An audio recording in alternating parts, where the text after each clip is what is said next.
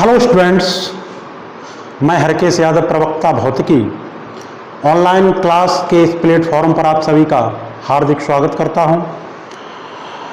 जो students class 10th पास करके first year class में एडमिशन ले चुके हैं या लेने वाले हैं, उनके उज्ज्वल भविष्य की कामना करता हूं। साथ ही साथ सभी विद्यार्थियों को एक सुझाव भी देना चाहता हूं कि वर्तमान में जो एक वैश्विक महामारी कोविड-19 चल रही है, उससे बचाव का भी आप पूरा अपना ध्यान रखेंगे। समय समय पर अपने हाथों को साबुन और पानी से धोएंगे। भीड़भाड़ वाली जगहों पर जाने से बचेंगे। अपने चेहरे, अपने नाक मुंह को मास्क या रुमाल से ढकेंगे तथा उचित सामाजिक दूरी का पालन करेंगे। देखिए स्टूडेंट्स, आज की हम लोग इस वीडियो क्लास में फिजिक्स की स्टडी करेंगे, भौतिक विज्ञान का अध्ययन करेंगे। तो इससे पहले आप 10th क्लास में आपने साइंस का अध्ययन किया था। साइंस मीन्स आपने वहाँ पर फिजिक्स, केमिस्ट्री और बायोलॉजी की स्टडी की थी 10th क्लास में। और जब आप फर्स्ट ईयर क्लास में आएंगे तो आपकी जो साइंस है उसकी ब्रांचेज अलग अलग हो जाती हैं, उसकी शाखाएं अलग अलग हो जाती हैं, क्योंकि साइंस का अध्ययन और डिटेल में होता है, विस्तृत होता है। अतः फर्स्ट ईयर में जब आप पढ़ोगे तो साइंस को किसके रूप में पढ़ोगे? फिजिक्स, केमिस्ट्री, बायोलॉजी आदि के रूप में हम पढ़ेंगे। तो फिजिक्स आपकी जो फर्स्ट ईयर क्लास में जो फिजिक्स है वो पूरी की पूरी आपकी फिजिक्स की जो बुक है उसको 2 पार्ट्स में डिवाइड किया गया। पार्ट फर्स्ट की आपकी जो बुक होगी, उस बुक में आपकी यूनिट 6 यूनिट होंगी, 6 यूनिट होंगी, ठीक है। दूसरी बुक आपकी होगी पार्ट सेकंड। इस दूसरी जो सेकंड पार्ट की बुक है उसमें आपकी यूनिट होंगी 4। इस तरीके से फर्स्ट ईयर में आपकी फिजिक्स की क्लास में जो फिजिक्स है फर्स्ट ईयर की, उस फिजिक्स में आपकी टोटल कितनी यूनिट हो गई? 10 यूनिट। यानी आपकी जो फिजिक्स की बुक है वो 10 खंडों में डिवाइड की गई है। इसलिए खंडों में डिवाइड की गई है क्योंकि फिजिक्स की स्टडी यहाँ बहुत फिजिक्स का जो अध्ययन है वो बहुत डिटेल में है, बहुत विस्तृत है, इसलिए बहुत बड़ा है, व्यापक है। तो अध्ययन जब बड़ा होता है, जब कोई काम बहुत ज़्यादा होता है, बड़ा होता है, तो हम उसको खंडों में डिवाइड करके उसको करते हैं, ठीक है। तो खंडों में डिवाइड करने से हमको सुविधा और आसानी हो जाती है। तो ये हमारे इस तरीके से फिजिक्स में आपकी 10 यूनिट हैं। फिजिक्स में फिजिक्स की जो बुक है, फिजिक्स का जो आपका फर्स्ट ईयर क्लास का सिलेबस है, उसको 10 खंडों में डिवाइड किया गया है, ठीक है। तो जो पहली यूनिट है आपकी, इसी में पार्ट जो आपकी बुक पार्ट फर्स्ट है, उस पार्ट फर्स्ट में जो पहली यूनिट है, यूनिट फर्स्ट, उसका नाम है यूनिट फर्स्ट। इसका नाम है भौतिक जगत एवं मापन। ये पहली यूनिट का नाम है भौतिक जगत एवं मापन, फिजिकल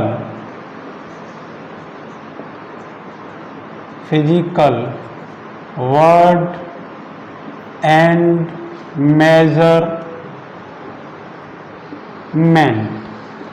ठीक।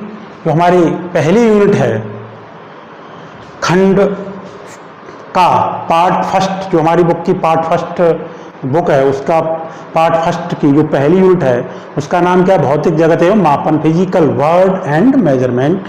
ये आपकी पहली यूनिट हो गई। इस पहली यूनिट में ही जो लेसन फर्स्ट है, जैसा कि बोर्ड पर पहले से लिखा हुआ भी है, लेसन फर्स्ट, उसका नाम है भौतिक जगत,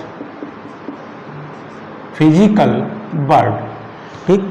ये जो भौतिक जगत का आपका लेसन है, भौतिक जगत का जो पाठ है, वो हालांकि यूपी बोर्ड के सिलेबस से अभी निकाल दिया गया है, क्योंकि यूपी बोर्ड ने कोविड-19 महामारी, जो वैश्विक महामारी चल रही है, उसके कारण आपका 30% सिलेबस कम भी किया है।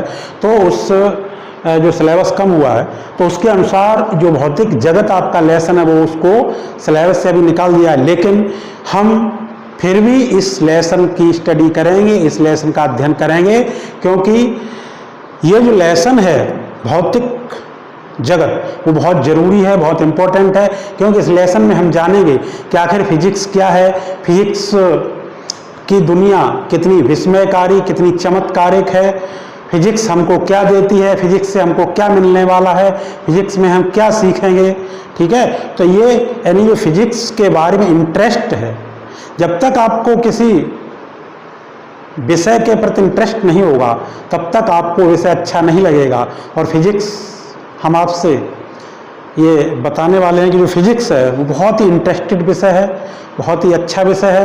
तो इसलिए ये, वैसे तो ये जो पहला लेसन है वो आपके सिलेबस से निकाल दिया, लेकिन फिर भी हम इसकी स्टडी करेंगे। ठीक है, संक्षिप्त में, शॉर्ट में इसका अध्ययन करेंगे इस लेसन का। तो आपका ये पहला लेसन है भौतिक जगत। ठीक है, तो अब देखिए फिजिक्स को समझने से पहले, फिजिक्स को जानने से पहले, क्योंकि फिजिक्स किसकी ब्रांच है, साइंस की, तो फिजिक्स को समझने से पहले हम लोग साइंस भी समझेंगे थोड़ा, जो कि आप 10th में साइंस पढ़ के आए थे। ठीक है, 10th में आप साइंस पढ़ के आए हैं, तो फिजिक्स को पढ़ने से पहले हम लोग साइंस भी पढ़ेंगे, साइंस के बारे में थोड़ा समझेंगे। देखिए प्राचीन काल से, जब से मनुष्य में थोड़ा सा ब्रेन आया, उसने जो उसके आसपास बहुत सारी घटनाएं घटित हो रही थी, प्राकृतिक घटनाएं घटित हो रही थी, उसको उसने क्या किया, देखा। जैसे कि आपका सूर्य है वो हमेशा पूर्व दिशा में निकलता है, पश्चिम दिशा में छिपता है। निकलने के समय और छिपने के समय ऐसा दिखाई देता है, लाल रंग का दिखाई देता है। आकाश में इंद्रधनुष, रेनबो दिखाई देता है, सप्तरंगी इंद्रधनुष दिखाई देता है। बादलों का बनना, पानी का बरसना, आकाशीय बिजली का कड़कना है, और बहुत सारी घटनाएं, जैसे कि चंद्रमा का एक ही रूप में ना दिखाई देना, कभी घटना, कभी बढ़ना, समुद्र में ज्वार भाटा आना, इत्यादि बहुत सारी घटनाओं को व्यक्ति ने कौतूहल से देखा। क्या किया, उसने देखा, और देखने के बाद क्या किया, सोचा। देखने से पहले हम किसी चीज को सोच नहीं सकते हैं, उसने देखा और सोचा। देखिए किसी व्यक्ति ने कोई घटना देखी, देखने के बाद फिर उसने क्या किया, अपने स्टूडेंट्स को बताया, और उसके बारे में कुछ जो कुछ भी उसको समझ में आया कि इस घटना का रीजन क्या है, तो उसने उस घटना के बारे में अपने स्टूडेंट्स को उसका रीजन बताया, उसको लिखा। लिखने के बाद ठीक है, नेक्स्ट पीढ़ी आई। नेक्स्ट पीढ़ी के लोगों ने क्या किया, जो नेक्स्ट पीढ़ी के लोग थे उन्होंने उस घटना को जहाँ से वो लिख गए थे उससे आगे लिखना, आगे सोचना शुरू किया। उन्होंने जीरो से नहीं सोचा, उन्होंने जहाँ से वो उनको लिखा हुआ उस घटना के बारे में मिला, उसके बारे में, या उन्होंने जो पहले सुन रखा था उस घटना के बारे में, उसके बारे में उन्होंने पढ़ा, उसके बारे में आगे से सोचना शुरू किया, आगे से अपना स्टडी करना शुरू किया। ठीक है, तो इस तरीके से वो जो नॉलेज थी वो नॉलेज आगे बढ़ी। इस प्रकार की नॉलेज क्या कहलाती है, ऑर्गेनाइज्ड नॉलेज। ऑर्गेनाइज्ड नॉलेज, जो आपकी ऑर्गेनाइज्ड नॉलेज होती है, दैट इज साइंस। यही क्या है, साइंस। तो साइंस आपकी क्या है, ऑर्गेनाइज्ड, संगठित ज्ञान। ठीक, तो आपका साइंस क्या हुआ, जो संगठित ज्ञान था, जो सुव्यवस्थित ज्ञान था, जो क्रमबद्ध तरीके से ज्ञान या अध्ययन था, वो ही आपका क्या हो गई, वो आपकी साइंस है। ठीक है, तो थोड़ा और यहां से देखते हैं साइंस। जो साइंस है, साइंस लैटिन भाषा के शब्द सिंटिया, साइंस लैटिन भाषा के शब्द सिंटिया से मिलकर बना है। इस सिंटिया का अर्थ होता है जानना। क्या अर्थ होता है? जानना, टू नो। ठीक है, जानना। अब देखिए साइंस जो है इसको हम लोग हिंदी में विज्ञान कहते हैं। क्या कहते हैं? विज्ञान। ये जो विज्ञान है वो संस्कृत का शब्द है और इस विज्ञान का जो मतलब है, जो अर्थ है, वो होता है नॉलेज, ज्ञान। विज्ञान का अर्थ क्या होता है? ज्ञान। और अगर हम इसकी संधि विच्छेद भी करेंगे विज्ञान की, तो विधन ज्ञान, विस्तृत ज्ञान। ठीक, तो अब आपको विज्ञान के बारे में समझ में बात आई होगी कि वह जब हम किसी घटना का, किसी प्राकृतिक घटना का क्रमबद्ध तरीके से, व्यवस्थित तरीके से, संगठित तरीके से अध्ययन करते हैं, विस्तृत अध्ययन उसका करते हैं, तो उसी को क्या कहते हैं? विज्ञान कहते हैं। ठीक है, विज्ञान क्या? किसी घटना का क्रमबद्ध, व्यवस्थित, संगठित अध्ययन विज्ञान है, विज्ञान। ठीक है, तो ये आपका विज्ञान हो गया। देखिए विज्ञान में जब हम किसी घटना के बारे में अध्ययन करते हैं तो उसका अध्ययन एक वैज्ञानिक तरीके से करते हैं, साइंटिफिक मेथड से करते हैं। तो किसी घटना का जब विज्ञान की दृष्टि से अध्ययन होता है तो वो क्या कहलाता है? साइंटिफिक मेथड, वैज्ञानिक विधि। तो वैज्ञानिक विधि के हमारे क्या क्या स्टेप हो सकते हैं? वैज्ञानिक विधि,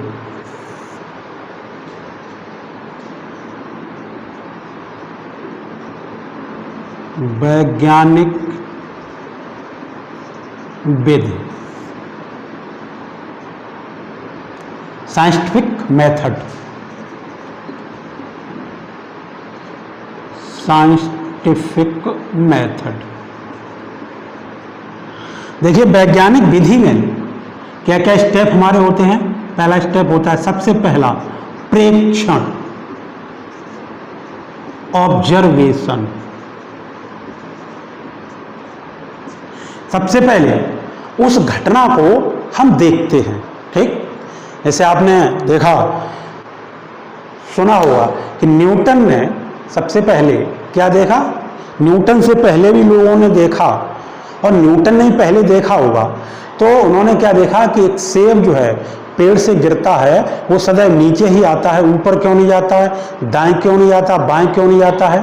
ठीक है, तो इस तरीके से आपने देखा किसी घटना के बारे में कि जो आकाश में इंद्रधनुष दिखाई देता है, तो ये सतरंगी इंद्रधनुष दिखाई देता है। हमने देखा कि हमारे घर के पास में एक नदी बहती है और उस नदी में जो जल है वो सदैव ही लेफ्ट से राइट जाता है या सदैव ही पूरब से पश्चिम की ओर जाता है। ठीक, तो ये देखा। तो सबसे पहले क्या होता है इसमें, जो साइंस वैज्ञानिक विधि है, उस वैज्ञानिक विधि में सबसे पहले फर्स्ट स्टेप हमारा क्या? प्रेक्षण, यानी देखना। उस प्रेक्षण के आधार पर फिर प्रेक्षण के आधार पर क्या किया जाता? भविष्य कथन,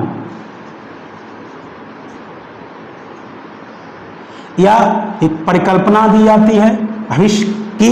ये जो घटना है, भविष्य कथन क्या होगा कि ये घटना है वो इस कारण से हो रही है, उसका रीजन उसमें लिखा जाता है, बताया जाता है, घटना को अच्छे समझ के सोच के। ठीक है, इसके बाद फिर क्या करते हैं? फिर उस पर नियंत्रित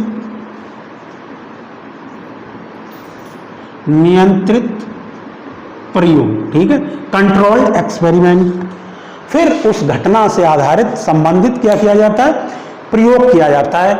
कंट्रोल्ड एक्सपेरिमेंट, नियंत्रित प्रयोग। ठीक है, नियंत्रित प्रयोग कैसे कैसे कर सकते हैं? जैसे हमने देखा कि हमारे पास में जो नदी बहती है वो हमेशा लेफ्ट से राइट ही बहती है। कल देखा, परसों देखा, जब भी हमने देखा तो लेफ्ट टू राइट ही बहती है। तो इसके संबंध में हमने सोचा ऐसा क्यों हो सकता है, ऐसा क्यों होता है। तो हमने लैब में प्रैक्टिकल किया, एक ट्यूब ली, एक नाली ली और उस ट्यूब में पानी भरा। पानी भरने के बाद हमने देखा कि जो सिरा ऊंचा कर देते हैं तो ऊंचे सिरे से पानी नीचे सिरे की ओर बहना प्रारंभ हो जाता है। तो हमने ये सोच लिया कि इसका ये मतलब होगा कि जो नदी हमारी लेफ्ट टू राइट बहती है तो लेफ्ट के साइड से राइट साइड में स्लोप होगा, इसलिए ऐसा हो रहा है। ठीक है, हमने देखा कि आकाश में इंद्रधनुष बनता है, या हमने देखा कि बादलों का बनना हमने देखा, क्लाउड्स। तो उसके लिए भी हमने क्या किया कि हमने गैस पर पानी रखा, उसको उबाला, उबालने उसके ऊपर एक प्लेट रखी। तो हमने क्या किया, देखा कि जो प्लेट पर छोटी छोटी पानी को जो उबाला तो क्या बनी थी, जल वाष्प बनी थी, जल की वाष्प। और जल की वाष्प उस प्लेट पर वो पानी की बूंदों के रूप में परिवर्तित हो गई, जो कि नीचे की ओर गिरने लगी। ठीक है, ऐसा हमने इसलिए सोचा, ऐसा इसलिए देखा था कि जो हमारी बारिश होती है वो भी बहुत गर्मी के बाद बारिश होती है। तो हमने उस पानी को गर्म किया, गर्म करने के बाद फिर क्या किया, उसके ऊपर एक प्लेट रखी तो देखा कि उससे छोटी छोटी बूंदें गिरती। तो क्या है ये कंट्रोल्ड हमारा एक्सपेरिमेंट है, ये प्रयोग है। ठीक है, तो कंट्रोल एक्सपेरिमेंट होता है, नियंत्रित प्रयोग किया जाता है। प्रयोग करने के बाद फिर क्या करते हैं, फिर हम लोग इसकी रीजनिंग करते हैं। प्रयोग करने के बाद फिर क्या करते हैं, रीजनिंग यानी विवेचना।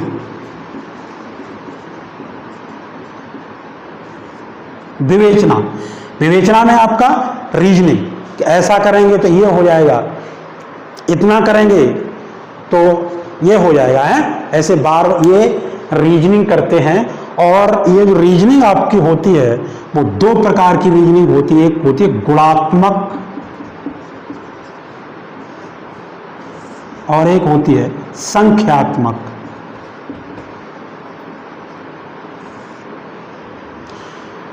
क्वालिटेटिव, गुणात्मक, क्वालिटेटिव। गुणात्मक गुणों के आधार पर, जैसे हमने क्या किया, हमने देखा कि सनलाइट, जो सूर्य का प्रकाश है उसके सामने हमने पानी का फव्वारा लगाया, या हमने सनलाइट उसके सामने एक प्रिज्म लगाया। ठीक है, तो हम क्या देखते हैं कि ऐसा करने से जो सूर्य का प्रकाश था वो 7 रंगों में विभाजित हो जाता है, हमको 7 रंग दिखाई देने लगते हैं। तो हमने ये कहा, इसका मतलब है कि सूर्य के प्रकाश में गुण होता है। वो क्या गुण होता है, वो ये गुण होता है कि सूर्य के प्रकाश में 7 रंग होते हैं। ठीक है, तो ये जो हमने विवेचना की वो गुणात्मक विवेचना हुई। ठीक, या हमने देखा और भी देखा कि कोई भी वस्तु है, जब हम इसको यहाँ पकड़े हैं, छोड़ते हैं तो नीचे की ओर गिरती है। ऐसे भारी बहुत एक भारी पिंड लगाया, उसके पास कोई वस्तु ले गए तो उसने उसको अपनी ओर खींचा। तो यहाँ पर हमने ये देखा कि वस्तुओं में गुण होता है, उनके द्रव्यमान के कारण वो अन्य वस्तुओं अपनी ओर खींचती हैं, खींचने का एक गुण आया। तो ये जो रीजनिंग हुई वो रीजनिंग आपकी क्या कहलाएगी, वो रीजनिंग आपकी क्वालिटेटिव रीजनिंग, गुणात्मक रीजनिंग हो गई। ठीक, इसके बाद इसी में विवेचना संख्यात्मक, नंबर कोई आना चाहिए उस कैलकुलेशन से कि हम इतना करेंगे तो इतना हो जाएगा। जैसे जब न्यूटन ने ये देखा कि जब दो वस्तु एक दूसरे से स्मॉल r दूरी पर रखी हों और उनका द्रव्यमान m1 m2 हो, तब उनके बीच जो गुरुत्वाकर्षण बल लगता है वो कितना होता है, F = G m1 m2 upon r²। ठीक है, तो ये यहाँ पे अब क्या आ गया, एक नंबर आएगा, इस आधार पर हम कैलकुलेट करेंगे, हमको कुछ संख्या प्राप्त हो जाएगी। तो ये 2 प्रकार की हमारी रीजनिंग विवेचना होती। ठीक है, इस विवेचना के बाद फिर अगला hamaरा स्टेप क्या होता है, अगला हमारा स्टेप होता है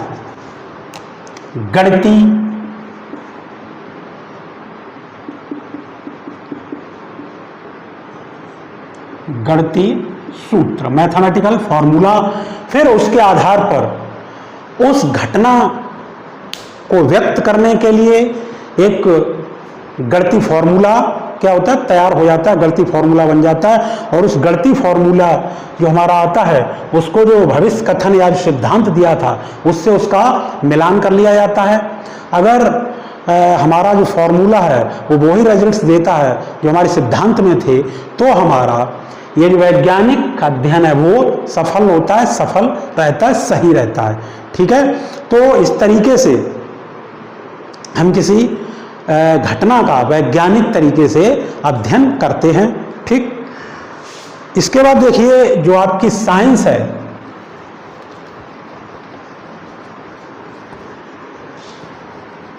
उसका अध्ययन आपने पढ़ा बहुत डिटेल में है।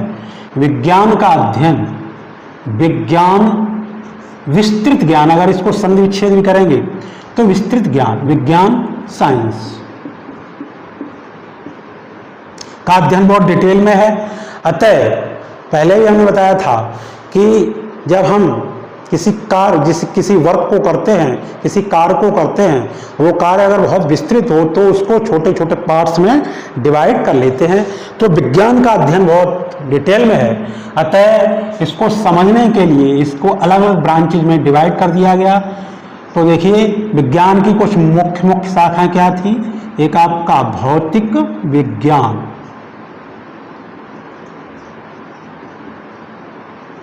फिजिक्स, और आपकी क्या है, रसायन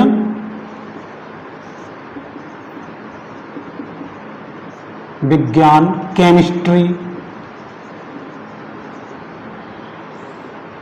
और आपका क्या है ब्रांच इसकी, बायोलॉजी, जीव विज्ञान।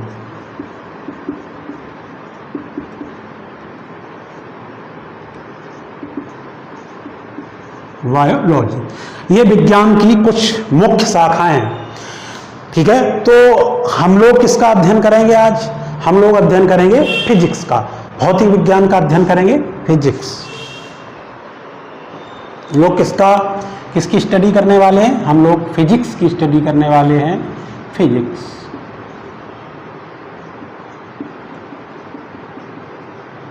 भौतिक विज्ञान, भौतिक शास्त्र। देखिए आपकी जो फिजिक्स है ये ग्रीक शब्द फ्यूसिस से बनी है। ये जो फिजिक्स शब्द है इसकी उत्पत्ति किससे हुई? ग्रीक शब्द फ्यूसिस। ये किस भाषा का शब्द है? ग्रीक भाषा। ये ग्रीक भाषा का एक शब्द है फ्यूसिस, उससे किसकी उत्पत्ति हुई? फिजिक्स की। फ्यूसिस का अर्थ होता है नेचर। क्या अर्थ होता है? नेचर या प्रकृति। तो भौतिक विज्ञान वह है विज्ञान जिसके अंतर्गत हम प्रकृति का अध्ययन करते हैं। ठीक है, किसका अध्ययन करते हैं? प्रकृति का। प्रकृति में जो विभिन्न प्रकार की घटनाएं घटित हो रही हैं, उन घटनाओं का जो अध्ययन करते हैं जिस विषय में, वो विषय क्या कहलाता है? फिजिक्स कहलाता है। ठीक है, तो आप देखिए यहां से फिजिक्स की आपकी डेफिनेशन क्या हो जाएगी?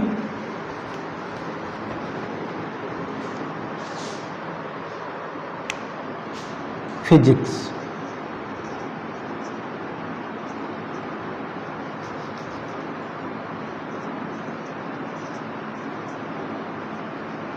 फिजिक्स देखिए, a subject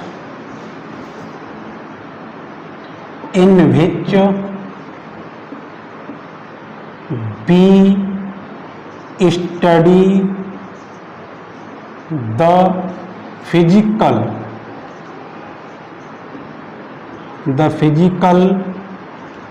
laws of nature is called physics. ठीक, देखिए ए सब्जेक्ट वह विषय, इन विच माने जिसमें, वी माने हम, स्टडी माने अध्ययन करते हैं, the physical laws of nature. Physical law माने भौतिक नियम। किसके भौतिक नियम? प्रकृति के। प्रकृति के भौतिक नियमों का अध्ययन करते हैं, इज कॉल्ड फिजिक्स। ठीक है, वह विषय जिसके अंतर्गत हम प्रकृति के भौतिक नियमों का अध्ययन करते हैं, भौतिक विज्ञान कहलाता है। ठीक, या फिर देखिए ये जो प्रकृति है, प्रकृति आप लोग जानते हैं प्रकृति क्या है? जिसको हम नहीं बना सकते, जैसे पेड़ पौधे, नदियाँ, अंतरिक्ष, सूर्य, चंद्रमा, ठीक है, ये सब क्या है, ये सब प्रकृति है। तो वह विषय जिसमें हम प्रकृति के भौतिक नियमों का अध्ययन करते हैं, भौतिक परिवर्तनों का अध्ययन करते हैं।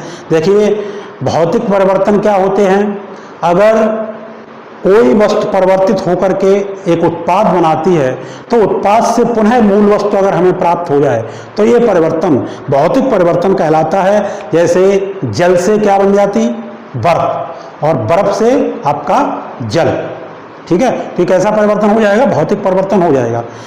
एक रॉड को हमने अभी गर्म कर दिया तो इसका अभी गर्म है, जैसे इसको थोड़ी रखेंगे तो अपने पूर्वावस्था को पुनः प्राप्त हो जाएगी, जो उसका नॉर्मल टेम्परेचर था वो आ जाएगा। तो ये कौन सा परिवर्तन हो जाएगा, ये आपका भौतिक परिवर्तन हो गया, ठीक है।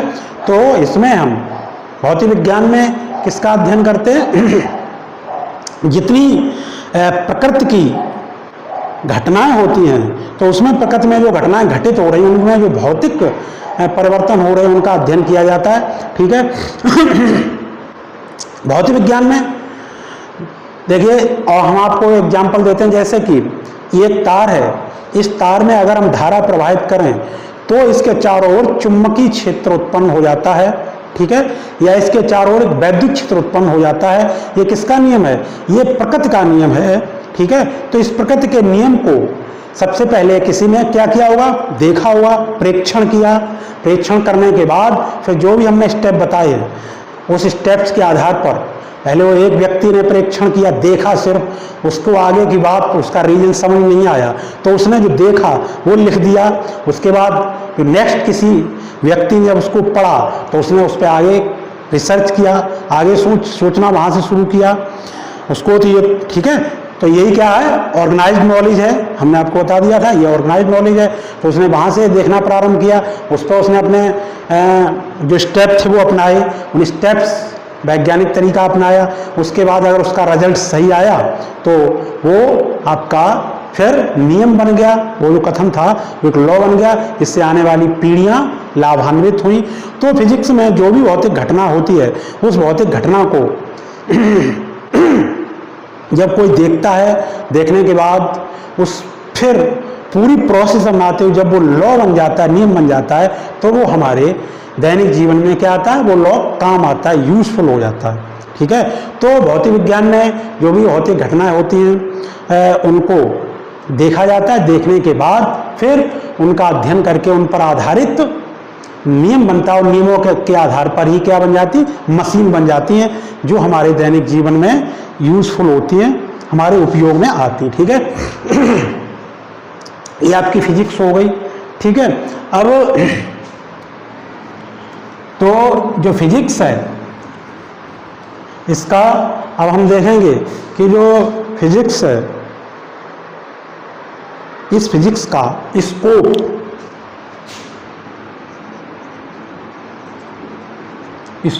ऑफ फिजिक्स यानी फिजिक्स का क्षेत्र, भौतिकी का क्षेत्र। देखिए जो भौतिकी का क्षेत्र है वो बहुत ही व्यापक है, बहुत ही विस्तृत है। इसमें हम बहुत बड़ी से बड़ी घटना से लेकर के बहुत छोटी छोटी घटनाओं का अध्ययन करते हैं। बहुत बड़ी से बड़ी घटना जैसे खगोलीय घटनाएं। अब देखिए सूर्य का द्रव्यमान कितना है, सूर्य यहाँ से कितनी दूरी पर है, सूर्य का टेम्परेचर कितना है, या चंद्रमा यहाँ से कितनी दूरी पर है, दिन रात कैसे होते हैं, पानी बादल कैसे बनते हैं या पानी कैसे बरसता है, ये सब घटनाओं का से लेकर के अणु, परमाणु, इलेक्ट्रॉन, प्रोटॉन आदि तक का अध्ययन इस भौतिक विज्ञान के क्षेत्र में किया जाता है। तो भौतिकी का जो स्कोप होता है वो कैसा होता है, बहुत ही व्यापक से लेकर के बहुत ही सूक्ष्म क्षेत्र तक होता है। तो भौतिकी का जो अध्ययन किया जाता है वो दो क्षेत्रों में किया जाता है। पहला क्या हो जाएगा आपका स्थूल प्रभाव क्षेत्र, मैक्रो स्कोपिक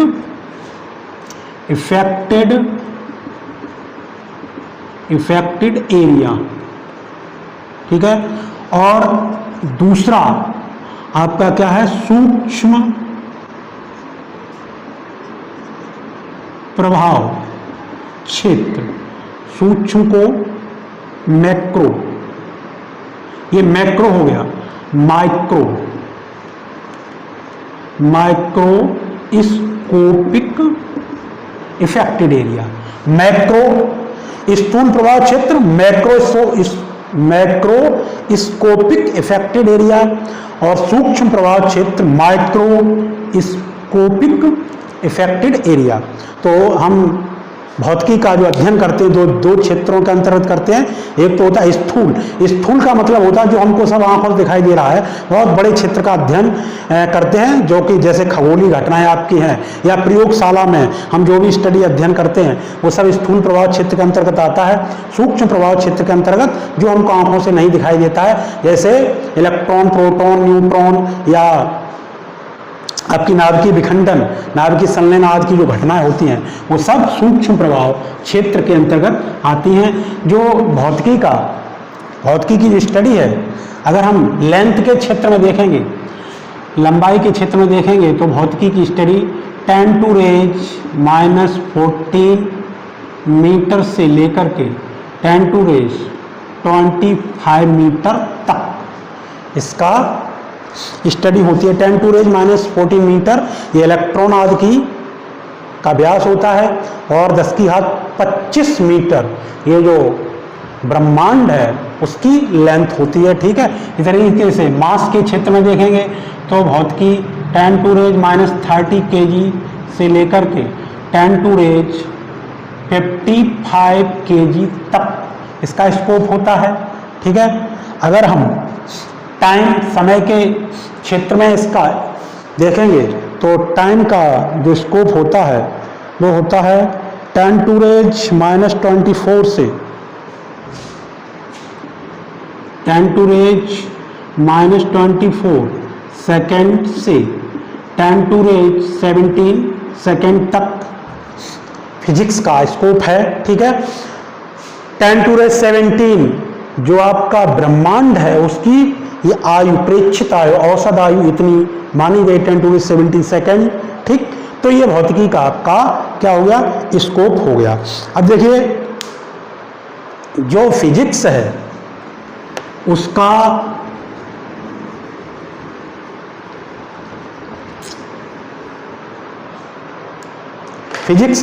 उसका साइंस की अन्य ब्रांचेस से क्या रिलेशन होगा, फिजिक्स का केमिस्ट्री से बहुत व्यापक रिलेशन है। फिजिक्स का बायोलॉजी से बहुत रिलेशन है।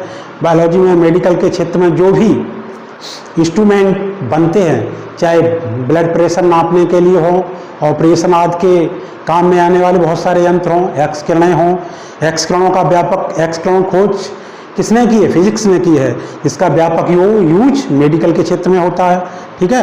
तो इस तरीके से हम कह सकते हैं कि फिजिक्स का जो अन्य विज्ञान की ब्रांचेज उनसे घनिष्ठ संबंध है, ठीक है। अब देखिए आप कि जो फिजिक्स है उसका, अब आप देखिए फिजिक्स, टेक्नोलॉजी,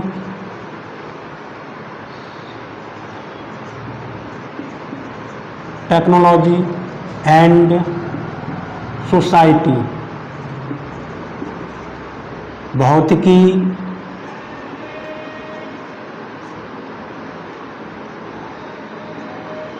प्रौद्योगिकी,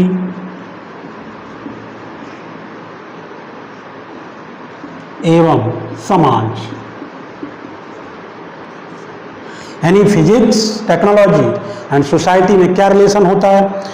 देखिए फिजिक्स और टेक्नोलॉजी में बहुत ही घनिष्ठ संबंध है।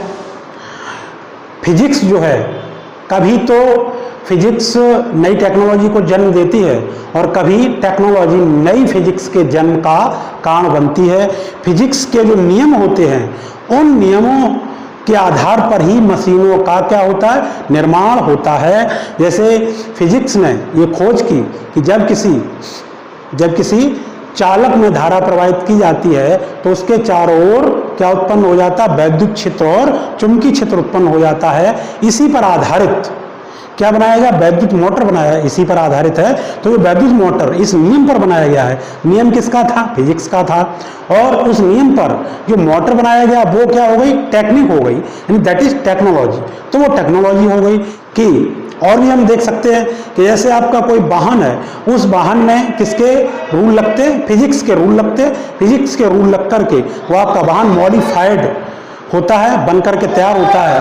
तो ये वाहन तैयार होता है वो आपकी क्या है, टेक्नोलॉजी है। तो हम कह सकते हैं कि भौतिक विज्ञान और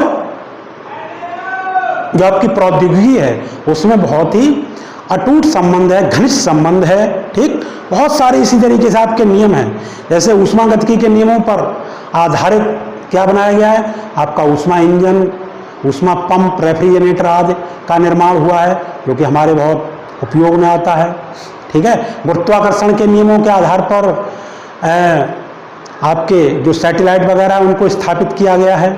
ठीक है, इसी तरह इलेक्ट्रॉनिक्स में आपका ट्रायोड वाल्व है, डायोड वाल्व है या ट्रांजिस्टर है। ठीक, और जो आईसीज वगैरह का निर्माण हुआ है उनकी सहायता से बहुत सारे यंत्र जैसे कि टेलीविज़न है, लैपटॉप है, कंप्यूटर है, मोबाइल है, इन सभी का निर्माण संभव हो सका है। तो हम कह सकते हैं कि फिजिक्स और टेक्नोलॉजी में बहुत ही घनिष्ठ संबंध है। अब बात आ जाइए फिजिक्स और सोसाइटी में। फिजिक्स ने सोसाइटी को क्या दिया, फिजिक्स ने समाज को क्या दिया। मैं ये कहूँगा कि आधुनिक सभ्य समाज का जो चौमुखी विकास हुआ है, उस विकास में जो महत्वपूर्ण योगदान है वो किसका है, फिजिक्स का है। चाहे आपके यातायात के क्षेत्र में हो, आप जरा कल्पना कीजिए आज से बहुत पहले यातायात के क्षेत्र में हमारे साधन कितने भद्योद्दुरू थे, बैलगाड़ियाँ या जानवरों की सहायता से या पैदल हम लोग यात्रा करते थे। आज हमारे आने जाने के लिए क्या क्या साधन हो गए, दो पहिया वाहनों से लेकर के रेलगाड़ियाँ और हवाई जहाज आज तक जेट, सुपर जेट विमान आदि का निर्माण हो चुका है। ठीक है, जो कि सब हमारे समाज के लिए बहुत हितकर उपयोगी हैं। इसके अलावा चाहे संचार के क्षेत्र में देखिए, हम आज यहाँ पर बैठे बैठे मोबाइल फ़ोन, इंटरनेट आदि के माध्यम से दुनिया के किसी कोने पर किसी घटना का सजीव चित्रण, किसी भी घटना को सजीव देख सकते हैं। किसी से कहीं पर कोई बैठा उसे सीधी बात कर सकते हैं। तो संचार के क्षेत्र में भी विज्ञान ने, भौतिकी ने बहुत कुछ दिया है जिससे समाज को बहुत अधिक लाभ हुआ है।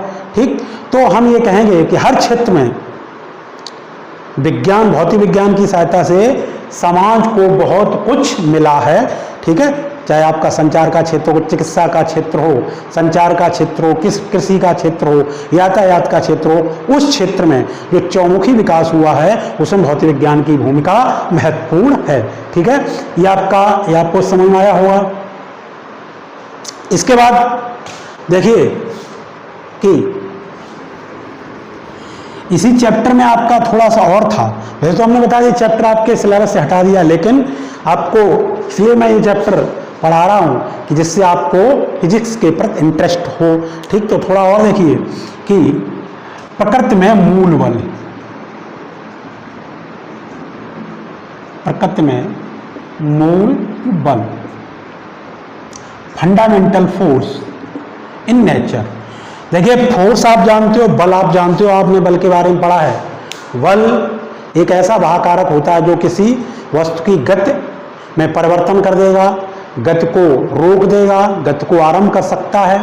ठीक है, तो या बल वह कारक है जो एक निकाय से दूसरे निकाय पर आरोपित होता है।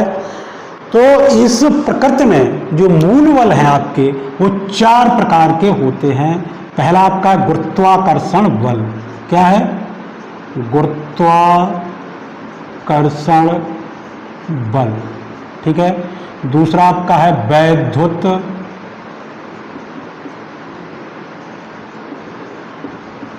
चुंबकीय बल।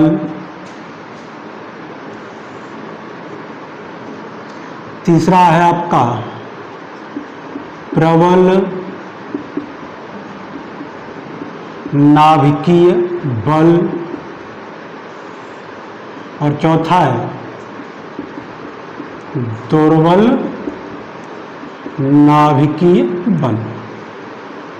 ये आपके 4 प्रकार के मूल बल हैं। ठीक,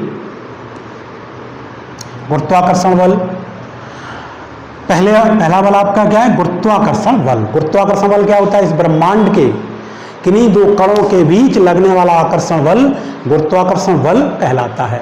ठीक, इसी गुरुत्वाकर्षण बल के कारण ही पृथ्वी हर वस्तु को अपनी ओर खींचती है। ठीक, तो ये गुरुत्वाकर्षण बल हो गया, ये सदैव आकर्षण का बल होता है। ये बल जो है, जो गुरुत्वाकर्षण बल है वो काय का बल होता है? आकर्षण का बल होता है, आकर्षण बल होता है।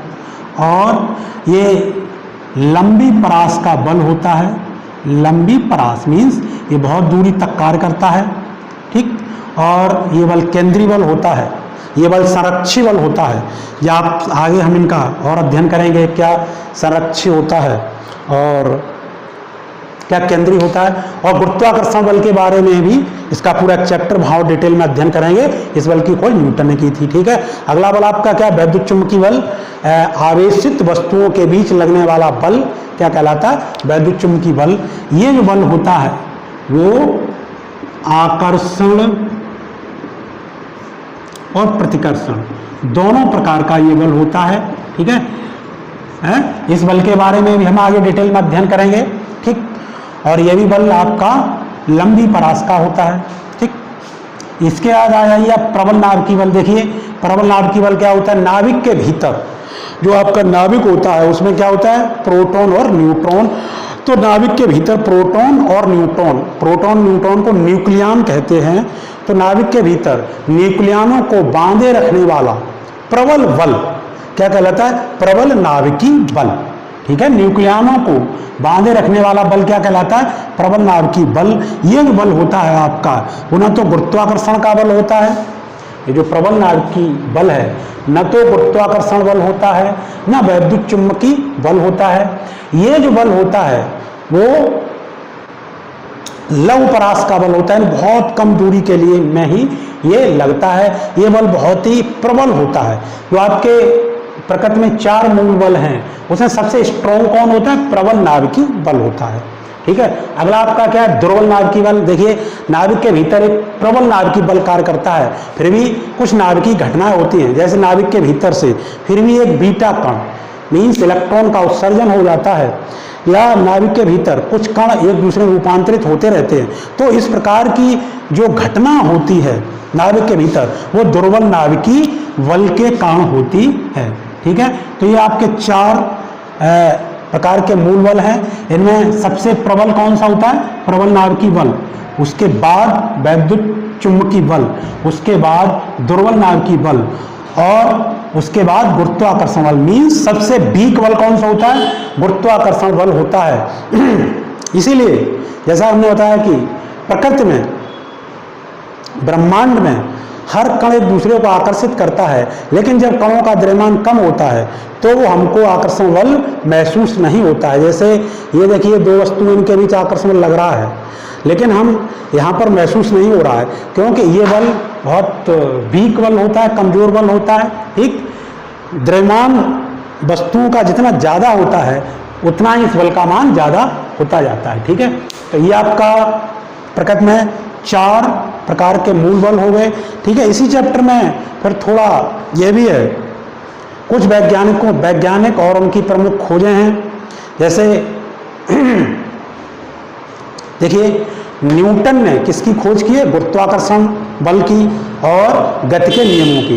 गुरुत्वाकर्षण से संबंधित न्यूटन ने जब गुरुत्वाकर्षण बल की खोज की तो आपको मालूम है ये घटना न्यूटन के स्कूल में, उस समय न्यूटन इंग्लैंड के निवासी थे और उनके स्कूल में चेचक फैल गया, तो छुट्टियां हो गई और वो अपने घर पर आए। तो जब वो अपने घर पर गए तो उन्होंने क्या देखा कि जो सेब का बगीचा था वहाँ जब वो बैठे थे एक दिन, तो देखा कि उस सेब नीचे गिरा। वो नीचे ही क्यों गिरा? उन्होंने इस चीज़ पर गौर किया, विचार किया और उसका अध्ययन, उन्होंने जो वैज्ञानिक तरीका था, वैज्ञानिक विधि हमने आपको बताई, उस वैज्ञानिक विधि उसका अध्ययन किया और गुरुत्वाकर्षण बल की खोज की। ठीक है, ये न्यूटन ने की। देखिए, तो न्यूटन ने गुरुत्वाकर्षण बल की खोज की थी। गैलीलियो गैलीली ने, ये गैलीलियो गैलीली एक चर्च में पादरी थे, तो उन्होंने क्या देखा कि उस चर्च में जो उनका लैंप रखने का जो स्थान था, एक चैन लटकी थी। चैन को लटका करके और वहाँ पर एक पात्र था, उस पात्र में चैन की सहायता से बना था, उसमें जो लाइट करने, जो दीपक जलाने का, दीपक जला करके उसी पात्र में रखा जाता था। एक दिन उन्होंने क्या देखा, जब हवा चल रही थी तो वो चैन जो है वो इस तरीके से ऐसे जब हिल रही थी, तो उन्होंने बहुत ध्यान से देखा। उन्होंने क्या देखा कि वो चैन है जो एक चक्कर लगाती है, तो एक चक्कर कैसे हुआ, यहाँ से यहाँ गई, फिर यहाँ आई, फिर यहाँ और फिर यहीं आ गई, तो उसका जो एक चक्कर लगाने का समय था वो निश्चित था। तो इसी आधार पर घड़ी की परिकल्पना उन्होंने प्रस्तुत की और उन्होंने, आपको मालूम है, टेलीस्कोप की खोज की है, गुरुत्व और आपका जड़त्व का नियम दिया है। किसने? गैलीलियो गैलीली ने। गैलीलियो गैलीली को फिजिक्स का जनक भी कहा जाता है। ठीक है, इस प्रकार आज आइंस्टीन, वैज्ञानिक आइंस्टीन ने किसकी खोज की थी? वैज्ञानिक आइंस्टीन ने प्रकाश वैद्युत प्रभाव की व्याख्या की। इसकी प्रकाश वैद्युत प्रभाव की व्याख्या की आइंस्टीन ने, और आइंस्टीन ने द्रव्यमान ऊर्जा में रिलेशन दिया, E=mc²। आइंस्टीन से पहले माना जाता था कि द्रव्यमान और ऊर्जा में कोई संबंध नहीं होता है। आइंस्टीन ने बताया कि द्रव्यमान और ऊर्जा में ये रिलेशन होता है। ठीक, और आइंस्टीन अपेक्षता के सिद्धांत की खोज की, अपेक्षता का सिद्धांत। ठीक है, और आइंस्टीन ने प्रकाश वैद्युत प्रभाव की व्याख्या की, जिसके लिए उनको नोबेल पुरस्कार से सम्मानित किया गया। इस तरीके से आपके मैक्सवेल, वैज्ञानिक मैक्सवेल ने वैद्युत चुंबकीय तरंग का सिद्धांत प्रस्तुत किया। ये तरंगों का उन्होंने सिद्धांत प्रस्तुत किया, आगे चल करके उन तरंगों की खोज हुई थी, और इन्हीं जो वैद्युत चुंबकीय तरंगों के गमन के आधार पर ही हम लोग आज जो संचार के क्षेत्र में इतना विकास हुआ है, आज घर बैठे इंटरनेट पर सारा सब कुछ काम कर लेते हैं, टेलीविज़न के माध्यम से या मोबाइल फ़ोन से सब कुछ देखते हैं, सुनते हैं, करते हैं। वो किसका उसमें मुख्य भूमिका है? इन रेडियो तरंगों की, इन जो संचार तरंगे हैं, वैद्युत चुंबकीय तरंगे हैं, उनकी उसमें मुख्य भूमिका है। तो वैद्युत चुंबकीय तरंग सिद्धांत किसने प्रस्तुत किया? वैज्ञानिक मैक्सवेल ने ये सिद्धांत प्रस्तुत किया। ठीक है, इस प्रकार से और भी बहुत सारे वैज्ञानिक हैं जो आपको अभी बोर्ड पे, आपको कुछ वैज्ञानिक और उनसे संबंधित घटनाएं आपको बोर्ड पे दिखाई देंगी, तो आप उसको देखेंगे, उनका अध्ययन करेंगे। ठीक है, हमारे वैज्ञानिक सीवी रमन, इन्होंने हमारे देश के वैज्ञानिक थे, उन्होंने किसकी खोज की थी? उन्होंने प्रकाश के प्रकीर्णन की खोज की है, जिसके लिए उनको नोबेल पुरस्कार मिला था, जो कि हमारे भारत नहीं बल्कि एशिया के पहले वैज्ञानिक थे जिनको फिजिक्स का नोबेल पुरस्कार मिला था। ठीक है, तो इस तरीके से ये पहला चैप्टर, क्योंकि आपके सिलेबस में नहीं है, इस समय यूपी बोर्ड के सिलेबस से निकाल दिया था, फिर भी हमने इसकी स्टडी क्यों की? इससे हमको किसके बारे में? फिजिक्स के बारे में। ठीक है, तो अब हम लोग नेक्स्ट वीडियो में नेक्स्ट टॉपिक के साथ मिलेंगे। ओके।